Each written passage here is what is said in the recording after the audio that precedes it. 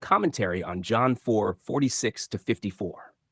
This passage returns to Cana of Galilee, the place where the first sign had occurred, establishing a deliberate connection between the initial manifestation of glory and this subsequent demonstration of authority. The narrative centers on a royal official whose son lies at the point of death, introducing a scene marked by urgency, distance, and reliance upon the spoken word. Verses 46 to 47.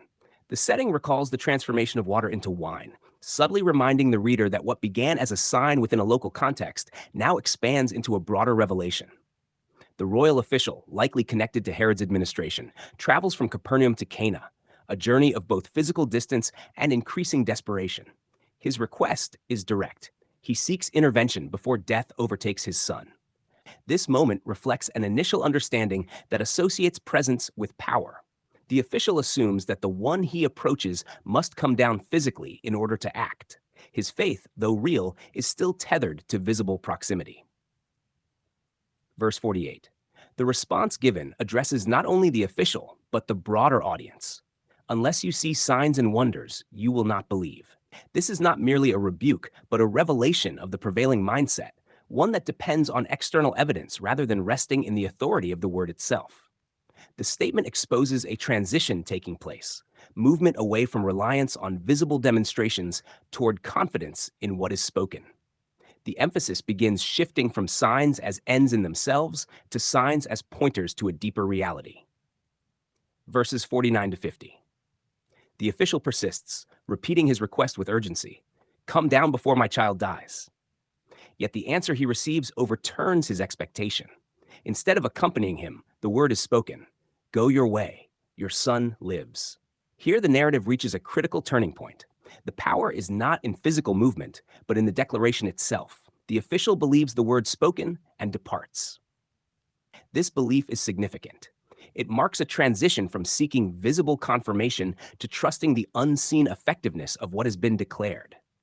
The healing occurs at a distance, demonstrating that the authority of the word is not confined by location. Life is imparted without physical presence, underscoring that the spoken word carries within it the full reality it declares. Verses 51-53. As the official returns, his servants meet him with confirmation. The child lives.